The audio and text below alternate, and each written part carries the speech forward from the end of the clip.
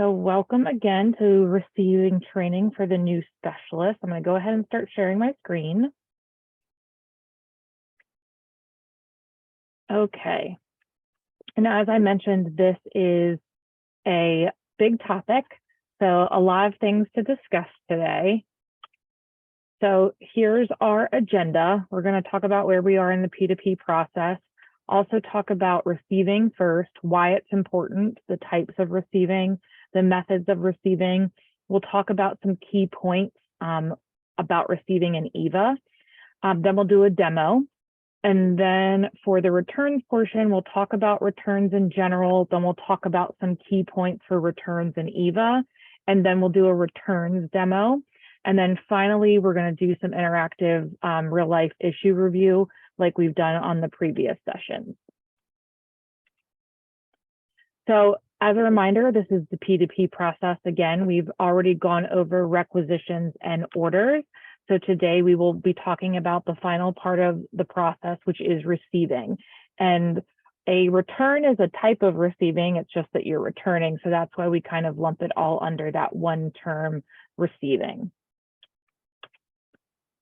So I want to give you guys a little bit of the background on why receiving is important, especially in state government, and why you might see a lot of questions come from our end users about this.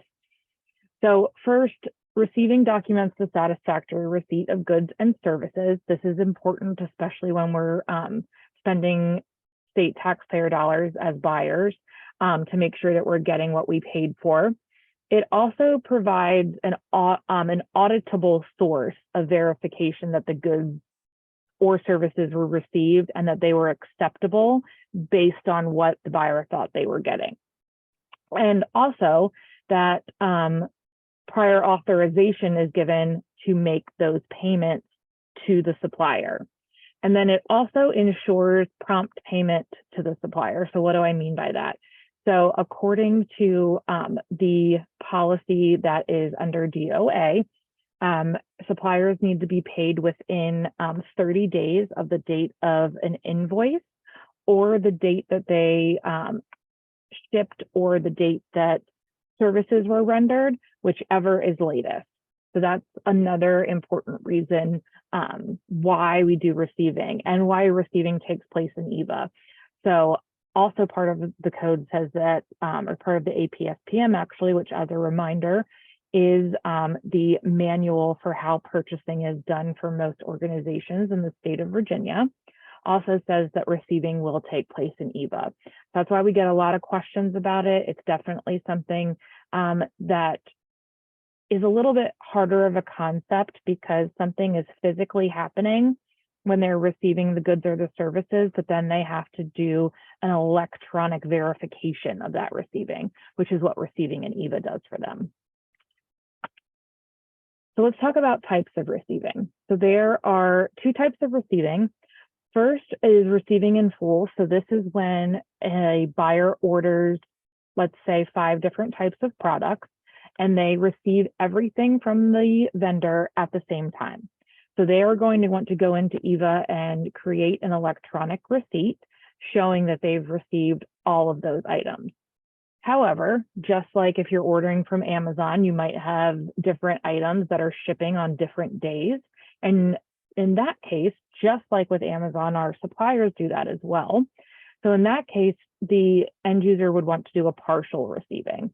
So that is when only a portion of the order is received as a whole, as opposed to the whole order being received. Methods of receiving. So we just talked about types, and now we're going to talk about methods. There are 2 types of receiving methods in EVA. The first one being quantity and the second one being amount. So let's talk a little bit about what the differences are between those 2 types of methods, methods of receiving. So the first is quantity. So this is normally done on, I like to give the example of office supplies. If you're going in and purchasing 5 different boxes of pens, and those 5 different types of pens, you're getting 10 boxes of each of those. you're going to most likely want to receive by quantity as an end user because you are buying boxes. So those quantity is listed as boxes and you want to receive by that because you won't be receiving individual pens because you're ordering boxes of them. The other way to receive is by amount. So this is when you are doing the receiving. I like to think of any type of staff augmentation. You might not be received by quantity. You might want to go in as the end user and receive by amount because it depends on how that certain contractor is set up. So maybe it's one lump sum. So let's say that they are given $50,000 for the year. And rather than receiving by amount, they'll go in and have it set up to receive by quantity, they being the buyer. And then they can receive by amount depending on how much that contractor works, if that makes sense. You see this a lot with services because sometimes I come from IT procurement, so I use a lot of IT procurement examples, but one of them to think about is our contractor or CGI. So you might see that theirs is set up by amount because theirs is not a quantity-based contract. They're going in and having basically different deliverables that they provide. So when our person here that's responsible for going in and doing that receiving receives, they're most likely going to do it by amount because it's separated by different full amounts or lots, as you might hear them referred to. And then they're drawing down off that total amount. So those are the different types of receiving and the methods of receiving. Before we talk about key points, does anybody have any questions about receiving in general or the types or the methods? Now, as I said, I'm going to try to move my chat so I can see it. So let's talk about some key points about receiving in EVA now. So receipts are started from the purchase order, and they are created by clicking the Create Receipt button, which you may or may not remember from when we were doing our orders training. And basically, that's where we went to start the change order. So the Create Receipt button is right next to it, and we will take a look at that during our receipts demo. So there are other ways for our end users to initiate that receiving, but our recommendation for them is to start it from the purchase order. It's much easier, it's much cleaner, and it's much smoother. So when creating a receipt in the new platform, EVA defaults to reflect that all lines have been received in full. So remember, we talked about the types of receiving, and one of them was receiving in full. So if the end user wants to do anything other than receiving the entire order at one time, they will need to go into the line items and change the quantity on some of them or the amount, depending on how it's set up, in order to make sure that they are not fully receiving on that order. That's a change from the legacy system. So if you have any end users that ask about that, make sure that they know if they're going in and creating a receipt, it does default to the end user wanting to fully receive on that order. And again, we'll take a look at that when we're going over the demo. Big one. This is a big one for right now. The receiving method, which we talked about, quantity or amount, that is used on a line item in the very first receipt that the end user creates cannot be changed on subsequent receipts or returns. So this is where I'll let you know, and the end user actually might contact you after they've done this, and it's really kind of hard to explain to them why they can't go back and change it. This is something that CGI is working on fixing, so hopefully that will be fixed soon. But the main thing to remember is any receiving method that is done on a line item on the first receipt locks them in. They are not able to change that. So if I have one lump sum on a line item for $1,000 and I am going in and receiving, and I actually want to partially receive by or by amount, and I don't change that, we'll show you that in a second, then I am locked in to receiving that way on all subsequent receipts. And doing a return will not back us out from that. So big thing there, big change.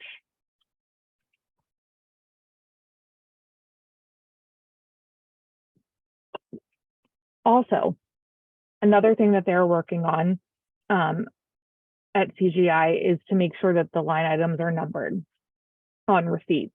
Right now, the line items are not numbered. And if there are multiple line items, they may appear out of order. So this is really difficult for our end users, especially the ones that have those longer purchase orders that have many different line items. So in the meantime, we are instructing our end users to pay close attention when they're creating a receipt to make sure that they're receiving on the correct line items. And my recommendation is that they compare what's on the purchase order to the line item that's on the receipt, the description, to make sure that they are receiving on the correct line item. Draft receipts are also a big issue. They've gotten a little bit better because now end users have the ability to delete those draft receipts, but that also takes some getting used to because that only was recently implemented. So because the system defaults to you wanting to fully receive, when an end user creates a draft receipt, it's going to affect the total received, even though it hasn't been submitted. So let's say I did one receipt, I didn't submit it. Remember, the system defaults to fully receiving, and then I just navigate away from it and leave it as a draft. If I were to search for that order, it would show that it had been fully received, even though I have not submitted that draft receipt. So the good thing about all of this is I can tell you that they are able to go in and delete those draft receipts. So even if it's affecting the total, they can make sure that they either submit it or delete it. This is also a big pain point for our end users that has been coming up more recently. And that's the fact that suppliers can create what's known as advanced shipping notices. So when they create this advanced shipping notice in the system, it creates a shell for the receipt so that the end user can then go in theory, and fill out the rest of the receipt. Unfortunately, the way the workflow is set up when that's done causes issues for the receiver, because once the supplier starts that process, the system wants that same person to finish it, so to submit that receipt. So suppliers don't have the ability to do that. And then once they start that workflow, then the receiver can't submit it because they're not the person that started that workflow. So it has caused some issues, but there are workarounds for it. The first one is to discard the receipt, so deleting the receipt, which we'll talk about in a second. And that's going to be the easiest way to do that. The other option that they have is to delete the line items on the receipt and leave it as a draft, so it doesn't affect the main total of the receipt for the purchase order. But again, that first one with deleting the draft that the supplier created is the fastest, easiest, and cleanest way for the end user to remedy this. So they would delete that receipt and then create one themselves. And then I think we are also encouraging our suppliers to, in the meantime, until this is fixed, to not create these advanced shipping notices because they're not working the way that we intended them to work. Okay, any questions about receipts before we take a look at the demo?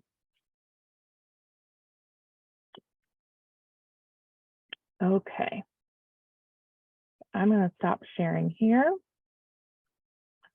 and start sharing my other screen.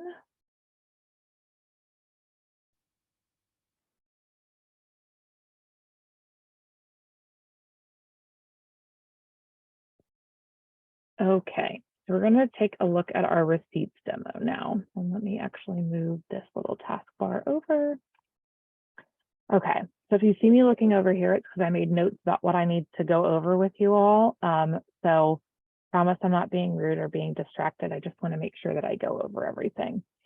So first, let's start with receiving an order and creating that initial receipt. So someone calls in and says, I have no idea where to go to create a receipt. And remember from what we talked about previously, the best place for them to start is to go to Browse Orders, find the order that they want to receive on, and open that order. And next to that change order button, they'll see that Create Receipt button, and they will click on that. They'll then see header information, and most of this is filled out for them. They won't have to change anything unless they want to. Another question we get a lot is they get to this screen and they don't see where they can do any receiving. So this is where we remind them that they need to hit that Save button in order for the other portion of the receipt to show up. And this is where they can take the action of receiving. So if we scroll down, these are the line items that came in from the order that we're receiving on. There's only one. It's for those Eva custom cupcakes we talked about the other day when we were talking about requisitions. And there is the quantity to receive, and then the unit price and the total. You can see here that it defaults to receiving those 96 cupcakes that we ordered the other day. So if they were good with this, they're ready to go. They want to fully receive, they received all 96 cupcakes at the same time. All they would need to do is press the Submit button, and we'll talk about that in a second and show you what happens there. But just like I said before, if they wanted to do any partial receiving, so basically think about it, if they want to do anything other than fully receive on the order, they need some additional steps. So if I only wanted to receive 48 of these cupcakes, I would need to click on that little pencil icon, similar to the pencil icon that is on the line item of the purchase order or the requisition. And then you can see that they have the option to change the quantity to receive here. This is the first receipt I am creating for this particular order. So this is where, as I mentioned, they have to choose the method of receiving. And I should say the correct method. So it defaults to everyone wanting to receive by quantity. So if they wanted to receive by amount for whatever reason, they would need to click this drop down and select USD for US dollar. And you can see it changes to the full dollar amount of the order instead of that quantity that we saw there before. So they would need to make this decision on the line item on the very first receipt. Otherwise, they are locked in to receiving by the method that they've selected that first time. Again, it's something that we are working on getting fixed. CGI is aware of the issue, and they are working to see if maybe if they were able to back out that receiving, if they can change the method. But for right now, that's not a possibility. So that's why I always, if I'm working with somebody who hasn't submitted the first receipt yet, I really say, okay, how do you want to receive? You need to make the right decision now because it locks you in. So I switched it back to each, and then you can see in here, if they need to, they can type in the number that they want to receive. If it's less than that fully receiving amount or quantity, and click Save, and then Save and Close. And then you can see here that the 48 is there instead of the 96. And also it generates the total for what you're receiving as opposed to what is ordered. So that is also helpful. The end user also has the ability to add comments and attachments here if they want to. What I will say about comments and attachments is that if they have them, they need to put them in there before hitting that Submit button. When they hit the Submit button, they can't make any changes to that receipt. So they need to make sure that whatever attachments and comments they have, make sure that they go in before they hit that Submit button, or else they're not going to be able to change it, and they'll have to attach whatever document they have to a subsequent receipt.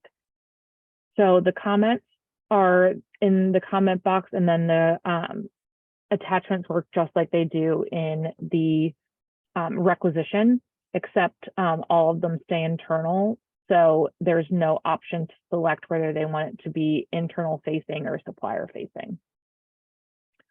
So we're going to go ahead and submit this just so I can show you what it looks like. They'll also, the end users might ask you this question. They'll get this pop-up box that says, I didn't know I was supposed to review the vendor through here. They're not. You can tell them to ignore this. It's a functionality that Ivalua has that we have not trained to yet or really looked into. But for right now, it is still popping up. So you can just instruct them if you get a question about this to close. They don't need to do any type of rating. And then you can see that a single receipt has been created. There's a receipt number. Also, now that we've created a receipt that's attached to this purchase order, we get the question sometimes, how do I see the receipts that are part of an order? How do I see what's been received and how many receipts or returns are attached to that order? So you can always go back to the order here, but if for some reason they weren't sure how to do that, they can go to procurement and browse orders, and they can click on that first or whichever purchase order. It's the first one listed here for this example. And in the left navigation under workflow, there is a receipts tab. So this is where all the receipts that are related to the order are housed, and it doesn't matter what the status is. It might be approved, it might be draft, it might be deleted. They will all appear here and they can access them from this area. The other thing I want to show you is that when they go to browse orders to find the order that they want to receive on, it also lets them see here, in addition to on that receipt, how much has been received so far. So this is that 384 number based on what that receipt was that we just filled out. So we do get that question a lot. And here you can see if someone's over received or if they haven't fully received on it, you're able to see that here. And you just compare the ordered amount to the received amount. So here, this order that's underneath the one that we were just looking at has been fully received. Also, when something has been fully received, for the most part, they being the system, will let the end user know that it's final delivery. I want to see if I can find one here. Sometimes in UAT, it doesn't work as well as it does in production. So let me hop over.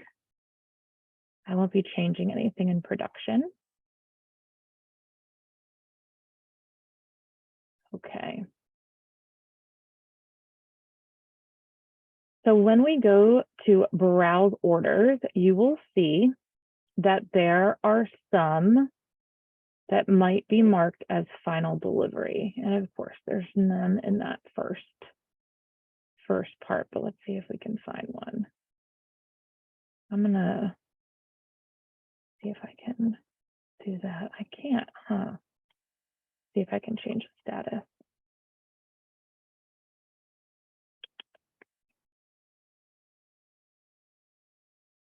See if I can find one for you, because I would love to be able to show you what that looks like. There's one. So instead of this little truck icon, which allows them to create a receipt, even though remember, that's not where we're recommending that they do it from, they need to do it straight from the order. There is a final delivery option here. Normally that final delivery option is checked when it's been fully received, but sometimes that final delivery button does get checked inadvertently, either by an end user or because of something that's going on in the platform. So let's go ahead and create another receipt on this, and I'll show you what happens when that final delivery box is checked.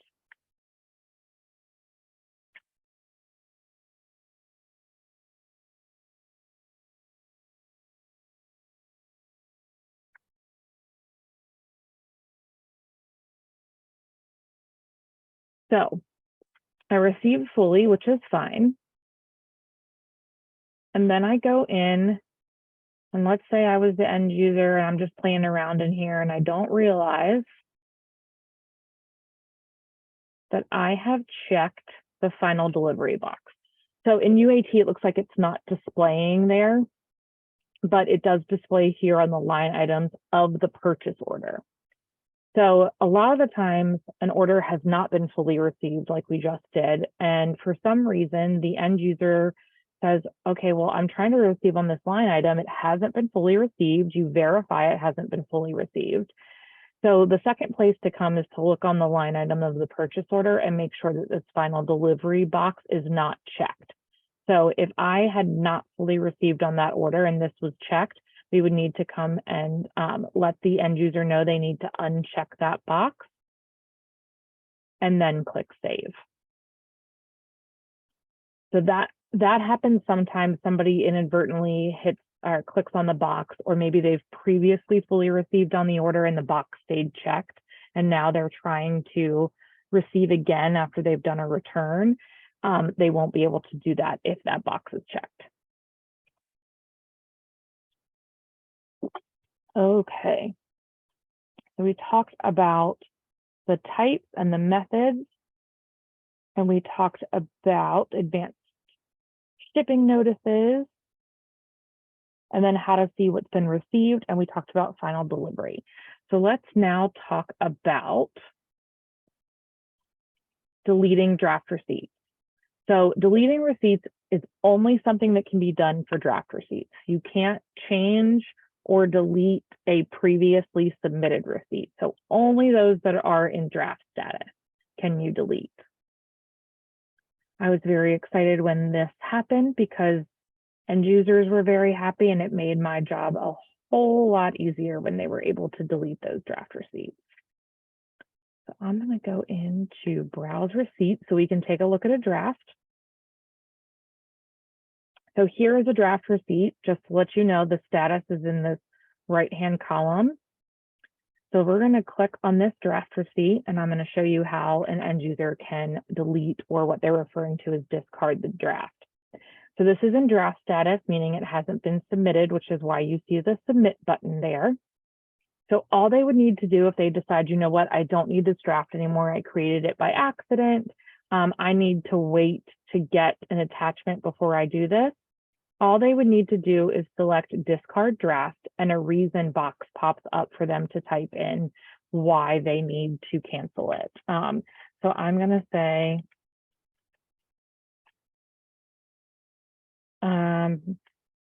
need to get attachment before submitting this receipt. And then they would click confirm. And you can see now that if we, let's see, where is that status located? There it is. In the header, the status has changed to deleted. If we go back to the order, we are still able to see that deleted receipt in the list. It's something that we're working on filtering out, and something CGI is working on, but for right now, they are able to see those deleted receipts that were deleted when they were in draft status. So it has deleted, approved, and then if there were other draft receipts on here, we would see those as well. Okay. Also, I think this is the last thing. I'm just making sure I went over all the stuff with you. Amount received, browse orders, deleting, and finally, if there are any receipts that have been done on an order, any receiving of any kind, the end user will not be able to delete that order for obvious reasons. If I've received an order in the system, which is an electronic confirmation that I've received the items or the services, I won't be able to cancel that order because then it could cause a whole lot of issues with the supplier. So let's try to cancel an order that has been received. I'm not even sure that the box shows up. Oh, it does. So if we click cancel PO, please don't tell me that in UAT it will let you do that, because it shouldn't. I don't know why it's doing that. Basically, it will pop up and say, can't cancel an order that has been received, whether it be partially or fully received. Let me see if I can figure out a way to show you this on another one.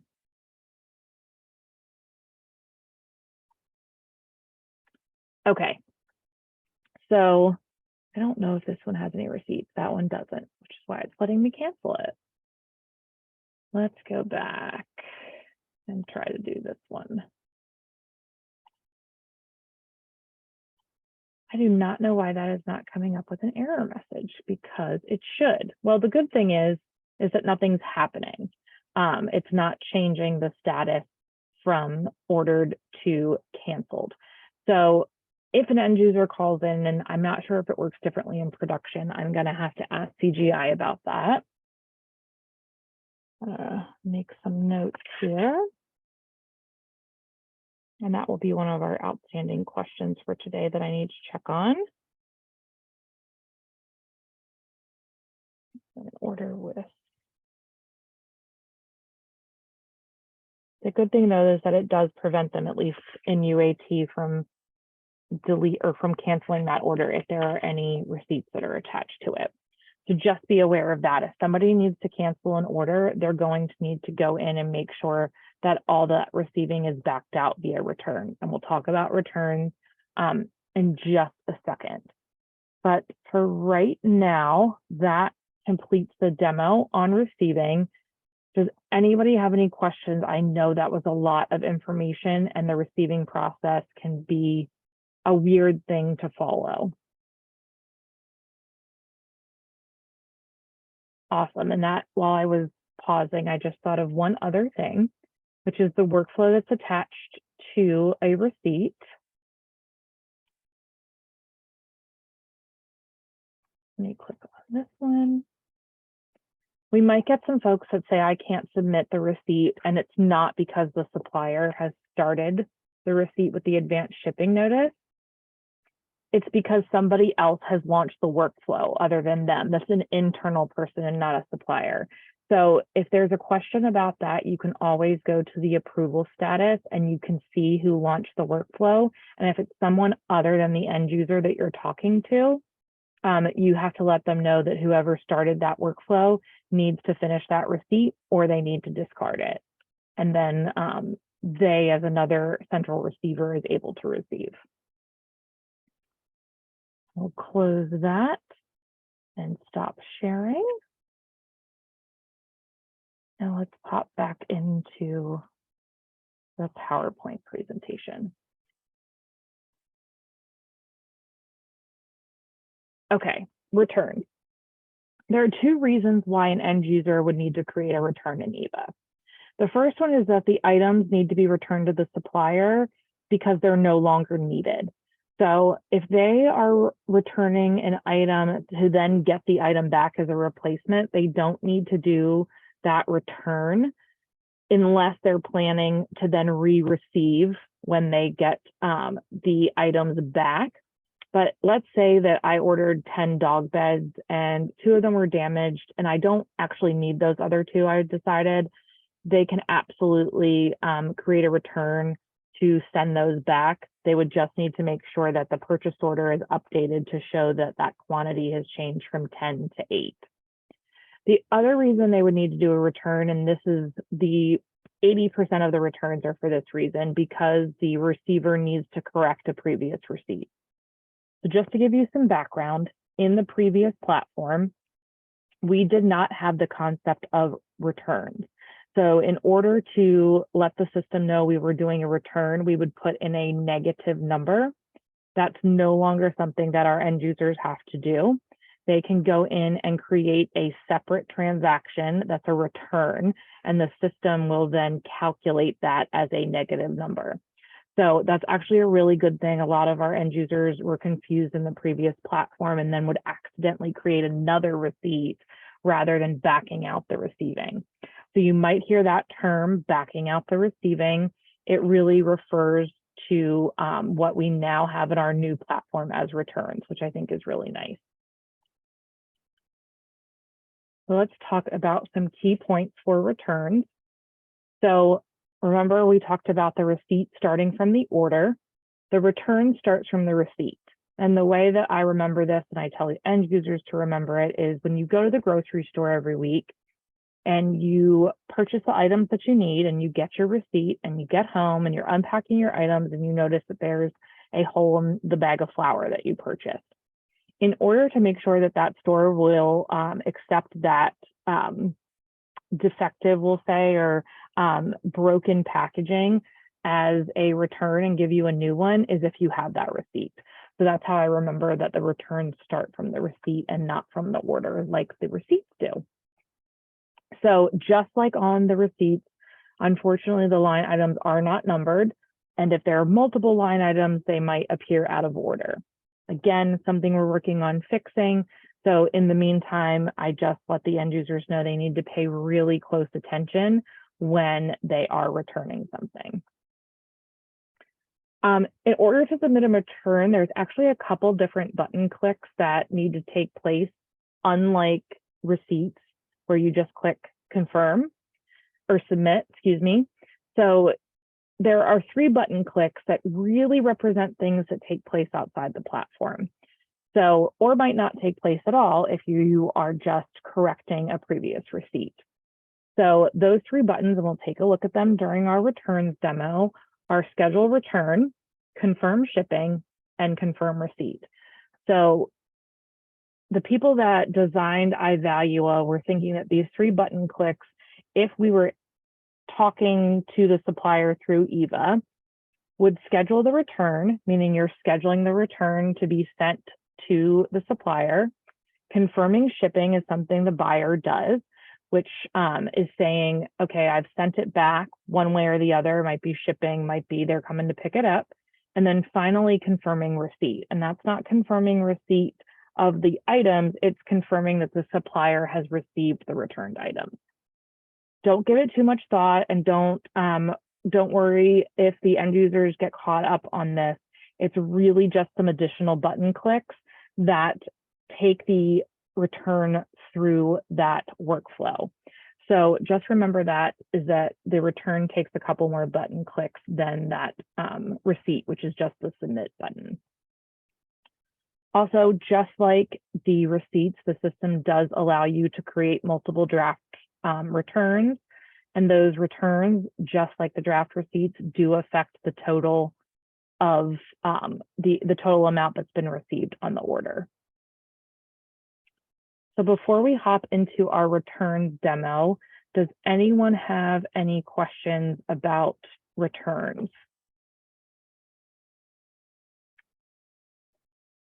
Okay. I'm going to go ahead and stop sharing this and start sharing.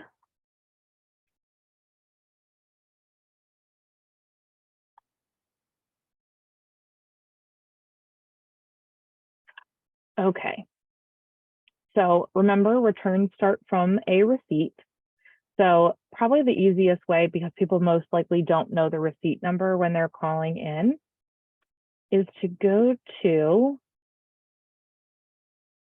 the order and then go to that receipts tab that we talked about. So here you can see that there's only been one receipt. It was fully received. Well, we're going to pretend that we made a mistake when we did this. So, and actually, you know what? I'm going to go back and make sure I'm not choosing someone's order that is not my own, just to be respectful of people's testing.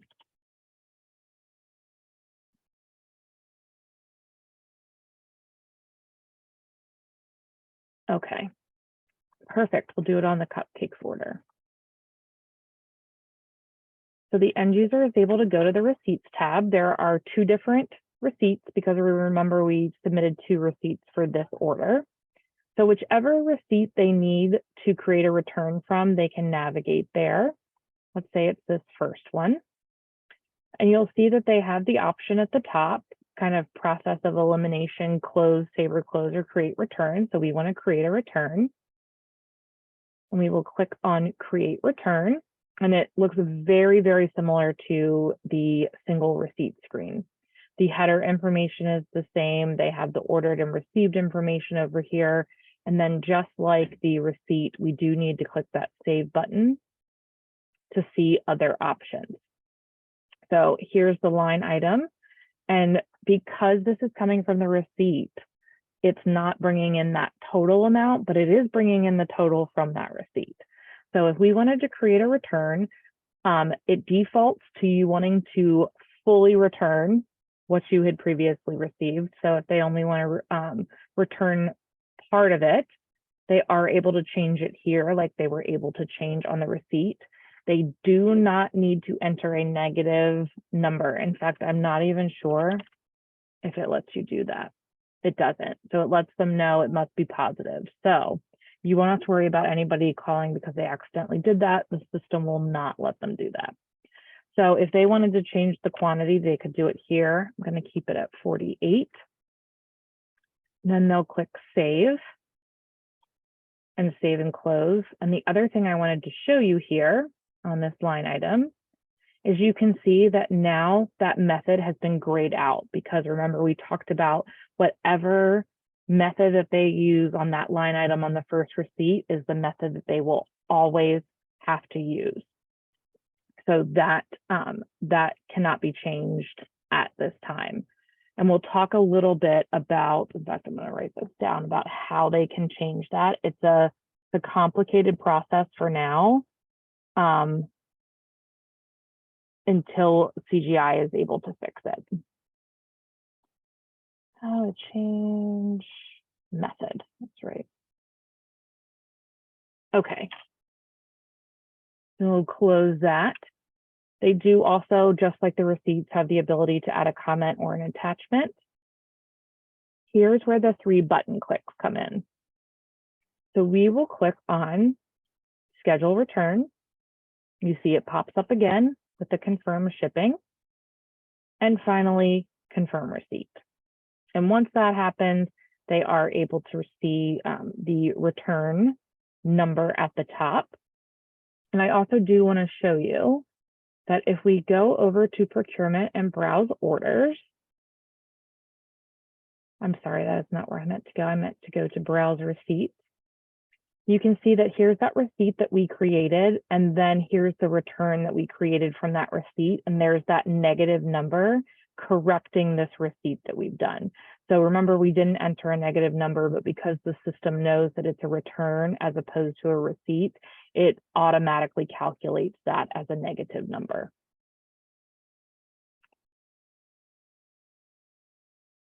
Okay, what else do I need to show you for returns? Deleting them. So just like draft receipts, you can delete draft returns. So let's go to browse receipts, and I'm going to find a return that is in draft status. So a little bit different, and CGI is working to change this, that the buttons are a little bit different is what I'll say. Let me change the status to draft.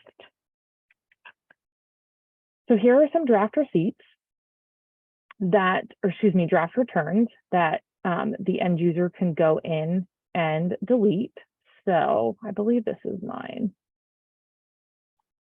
That's a receipt, not a return. Let me go back. I want to do a return. Sure, we'll pick this one. Why not? So here is a draft return. You can see a draft status here, but we also saw it when we searched for it. So unlike discard, which is the button on the receipt, it's cancel here. And all they would need to do is click cancel. There's no dialog box for them to enter a reason why that's happening here. Another thing that we're working on so that it's consistent across receipts and returns. But you can see here the status has changed to deleted. And if we go back over here and take a look at our receipts, we can see that there's that deleted draft that's in there. And again, just like receipts, can't make changes to returns after they've gone through the whole workflow, and you can't delete them. You can only delete draft returns. Okay. So the other thing I wanted to talk about before we hop out of returns But before we hop out of the environment, I should say this is more about receiving. So I want to talk about two things that are a little complicated that you might get questions about, and how to help the end users that have these questions. So the first one is what we talked about with changing the method.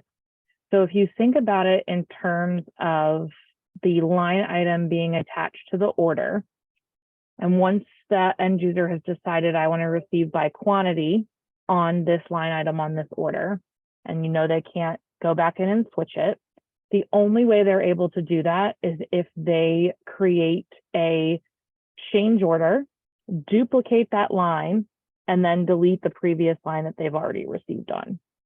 It's a lot. So I don't think I've taken anybody through that process, because most of the time it's going to be easier actually for them to cancel that order and then create a new order so that they can receive on it properly. Neither one is a good workaround, which is why they're working on the ability to create a return to back out receiving and then changing the method that way.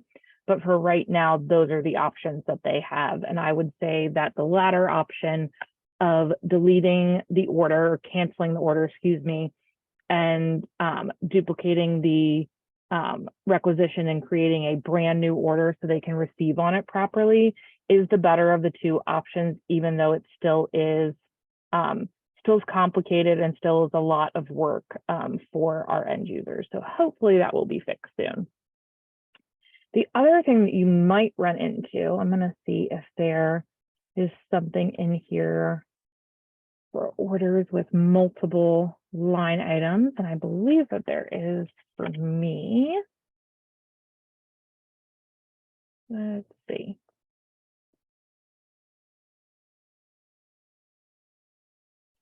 Well, that's a canceled one, so that's not going to help us.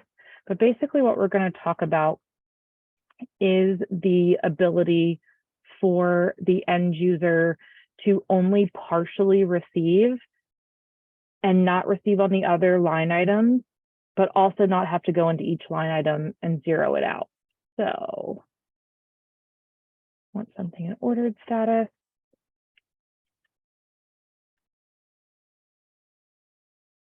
So, that one has one. I want to show you guys one with multiple line items so that I can show you what that's like. Perfect. Okay, so let's say that the end user wanted to create a receipt on this order, but they only wanted to receive on line item 1, and they want to do a full receiving on that, or a partial receiving, either is fine. They would click create receipt and then save to open up the other options.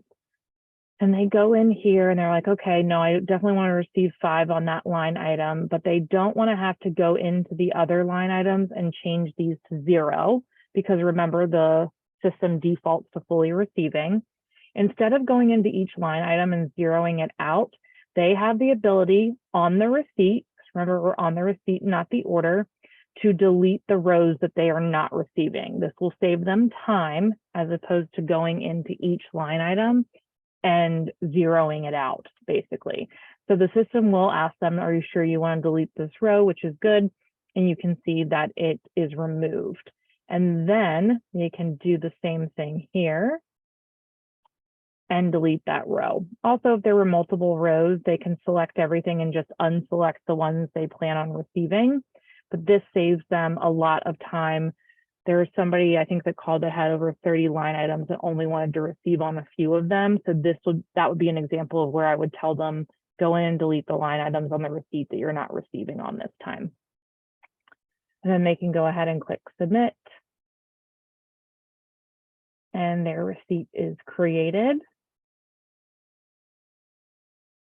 There's the receipt we just did. And then if they were to create another receipt on this order, you will see that after they click that save button, only those other 2 line items that hadn't been fully received show up, because the system knows this is the balance of the order that they still need to receive. So I wanted to go over that as well. Those are kind of the 2 complicated, super complicated, I think, sometimes all of it is complicated with receiving, but those are the two most complicated issues you might run into with receiving that end users have questions about. Okay, I'm going to stop sharing and we're going to go back into the slide deck. Now we're going to do interactive real issues review. So this is where I will ask you all to participate, either unmute your phones or put something in the chat. Let me make sure I have my chat up so I can see it. So first question. Oh no, I just realized I accidentally over-received on a PO and now I'm unable to make changes. Can you help? What would you tell the end user in this case if they accidentally over-received on a PO? And I'll also let you know, since we didn't really talk about over-receiving, basically receiving more than what is on the order. So they've made a mistake.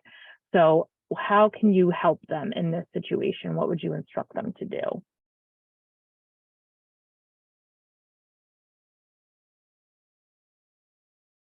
How does an end user correct a receipt? I thought we couldn't make changes on that. So you can't make changes to the receipt, but you can correct a previous receiving by doing a certain transaction. Oh, okay. I'm gonna go back on mute now. No, do not worry about it. This is, as I've mentioned, this is the most complicated and involved part of the entire P2P process. So they would need to go in and create a return from the receipt that they just created. So that's how they are able to correct a previous receipt, is to create that return. Okay, create the return. Yep, and then that allows them to correct the previous receipt, or what you might hear them refer to as backing it out. So when they create that return, it basically takes them back to that 0 and they can start receiving again for the correct amount. Okay, got it. Where do I go to locate the receipts related to a purchase order?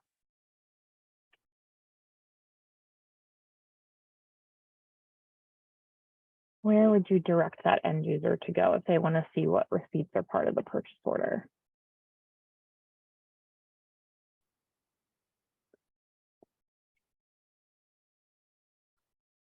Would you tell them to go to browse receipts? I'm sorry. Yeah, we were saying we forgot we're on mute. Browse receipts under procurement. So actually, they would go to the purchase order and then click on the receipts tab. I'm not answering no more questions. Lens, I appreciate it. It doesn't matter if it's right or wrong. You're engaging, and I appreciate that. Do not even give it a second thought. How we learn. It's how we learn. You're right. So, and I'm telling you, if this was new to me, I wouldn't know where to go either. So don't even worry about it. So they could go to browse receipts if they knew the receipt number, but if they probably don't know the receipt number and they want to see receipts that are related to a purchase order, they would navigate to that purchase order and select the receipts tab on the left navigation and see what receipts are related to that order. How do I receive a portion of an order? I haven't received all of the items. So this end user has created the receipt and they only want to receive on one line item of 10. How would they do that?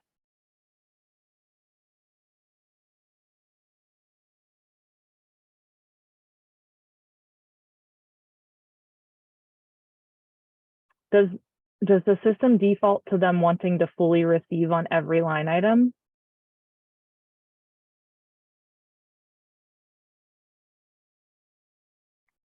Yes, it does. Exactly, Neil. They would delete the one that they don't want to and then go into edit on the one that they do want to receive. So any line items they're not planning on receiving on, they can hit that little trash can button next to the line item on the receipt and then only keep the line items that they plan to receive on. I'm trying to create a receipt, but the status of the PO is final delivery. Nothing has been received on the PO and there are no present receipts under the receipts tab. Where would you instruct them to go so that they can change that final delivery and uncheck that final delivery box? Where would they go to do that? Because it was probably inadvertently checked.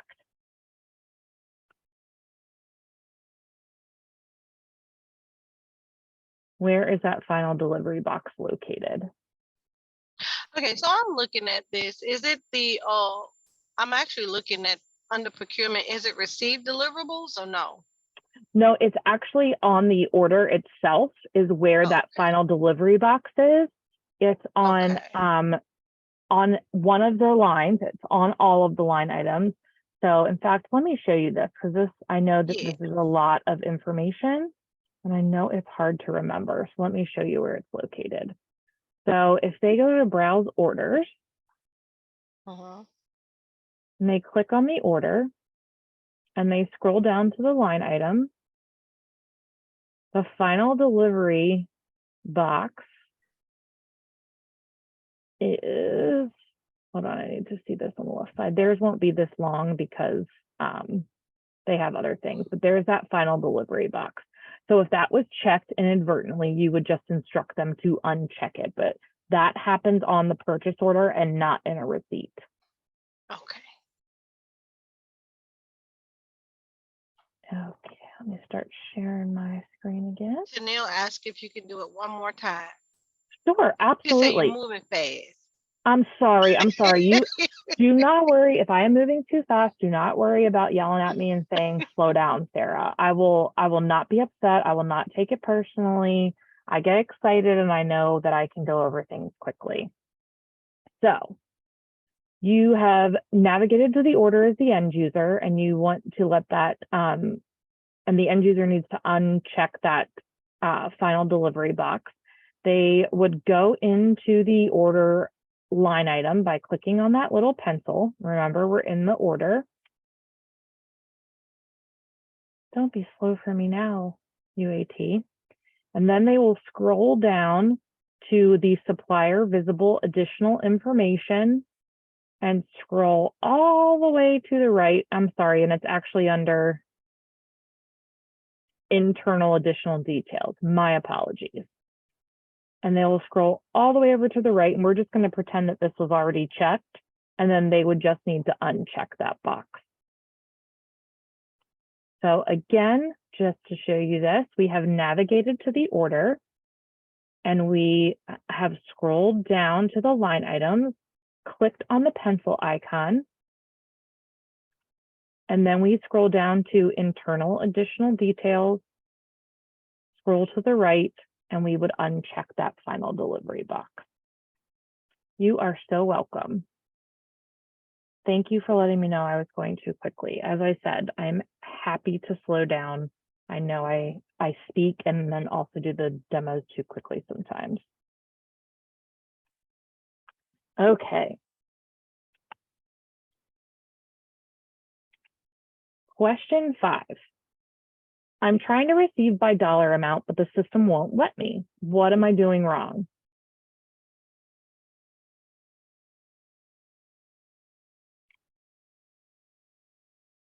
So I'll also give you, let's expand on this end user's question. The end user has already created a receipt and submitted it. And that receipt, they chose to receive by quantity instead of amount. So why won't the system let them receive by dollar amount instead of quantity? Yes. So it's because they, they selected the wrong method during that first receipt. And they need to be better about checking that more carefully. But one of the last things we talked about is the 2 ways that they can fix that. Yes, Miranda said locked in. That's what I always remember is whatever, I always use that term, that it is locked in after that. So for right now, they need to be really, really careful about how they are receiving or that method of receiving. Definitely something they're working on, but unfortunately, really the only way to correct that is they can either do a change order duplicate the line item and delete the previous line item they've already received on, although I think that's extremely complicated. So normally what I tell them to do is to cancel that order and then create a new one so that they can receive appropriately on the line items.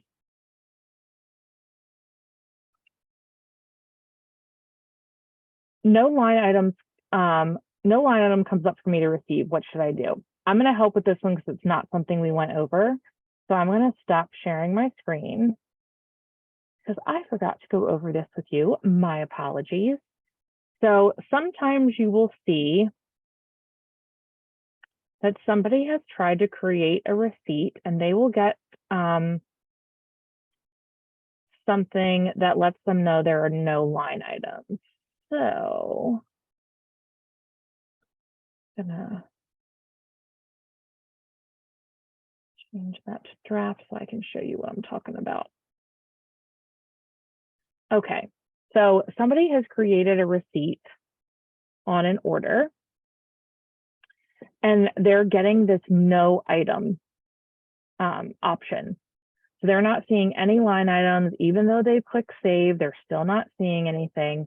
So the best thing for you all to do as EVA customer care specialist is to first look at this ordered and received box.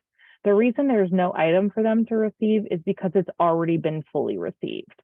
So yes, they still can create that, still create a receipt even when it's been fully received. Another thing that CGI is working on to fix.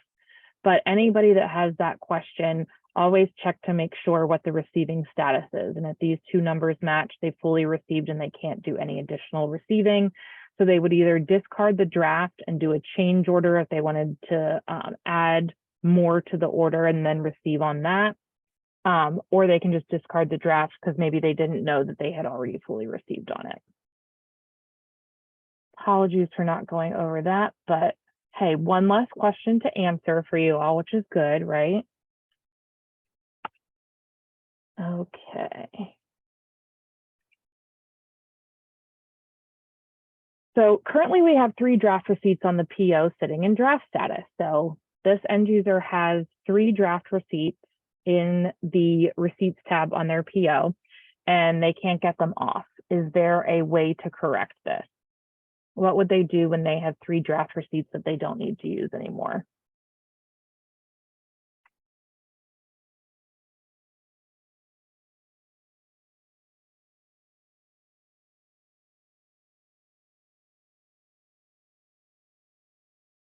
Any takers? So they would actually, they have the ability to delete those draft receipts now. So this is kind of a question that came before we had that ability. So now you can nicely tell them that you can discard that draft now. You can discard the receipt and it won't show up as a draft anymore. It will still show up in their list, but it will show up as deleted. So remember, we are working on getting the deleted receipts in the list removed so that end users don't see that. But for right now, they still will see them. It just shows in deleted status. I only need to receive on 1 line item, but the PO has 50 line items. Do I have to go into each line item to change the quantity received to 0?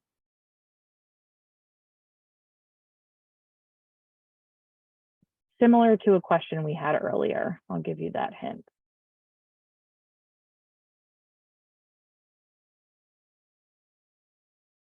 So does this end user need to go into each line item on the receipt that they're not planning on doing any receiving on and change the quantity or amount to 0? Or is there something they can do that's a little bit easier? You are correct, Neil. So what would they do rather than going into each line item?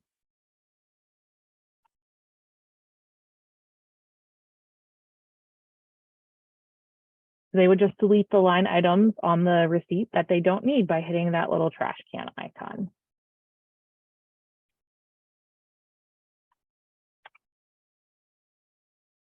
Okay, do approved receipts on an order prevent me from canceling it? If so, what should I do? So let's start with the first question. Somebody says, I have approved receipts on an order. Is that going to prevent me from canceling that order?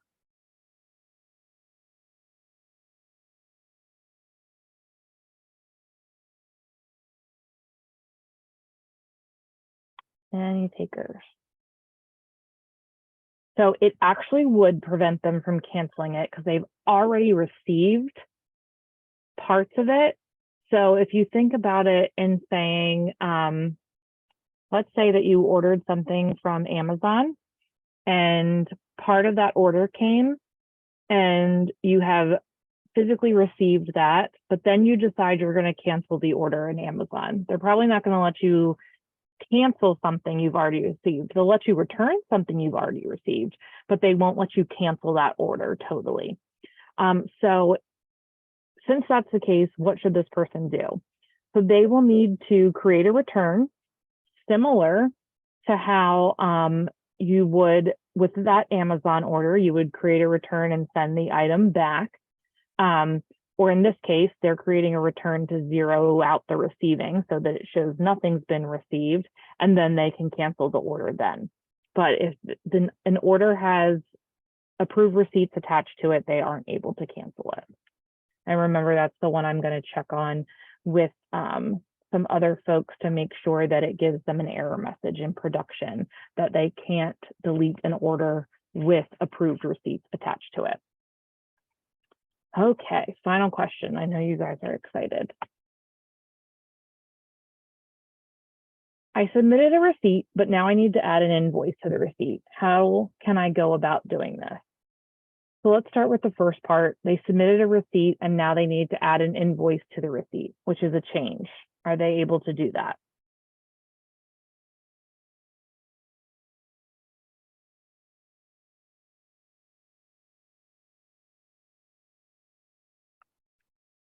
Any takers? That's the last question.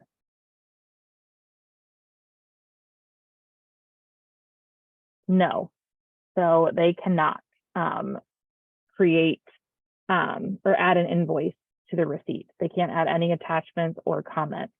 If they wanted to, they're able to create another receipt and add that attachment there, or they can create a return to back out that receipt because it would be considered an accident or a mistake in their receiving. So remember, to fix that mistake is one of the reasons why they would do a return, and then they could re-receive and attach it that way. It's a little bit something that's different because in the previous platform, end users were able to add attachments to receipts after they had been submitted. So we do get this one a lot because folks are used to doing it that way. And now, unfortunately, they're not able to do that. So that is the end of today's training and your final training. Are there any questions that you all have for me that I didn't go over or that you're curious about? Anything you need to ask? I definitely left some time for this, so feel free to ask away. If there's something you want to see again, I'm happy to show you that also.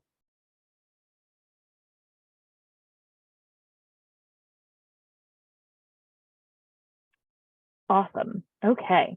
Well, first of all, I will, sorry, go ahead. Can you go back over the part where you submit a return? Sure. Please, thank you. Of course. Happy to. So remember that returns start from the receipt and not from the order, but the end user might not know where they need to go or what the receipt number is. And again, I'm going to change this to me because I see that there are people in there that are testing and I don't want to mess up their test. So let's go into this one. So you've instructed the end user to navigate to the order that where they want to create a return because a receipt has already been created. And the receipts that are attached to the purchase order are located in the left navigation. So it's this last option here. So you would click on receipts. There's only one receipt. Oh, and shoot, it's in draft status. I'm going to go ahead and submit this real quick so I can show you. Perfection. Okay. So now we are back to the receipts tab on the purchase order. And as I said, there's only one receipt and it's a fully received order because of this one receipt. So if the end user wants to create a return because they didn't mean to fully receive or various other reasons they might have, they would click on the receipt number, and then they have the option at the top of the screen to create a return from that receipt. This brings up the first part of their return screen.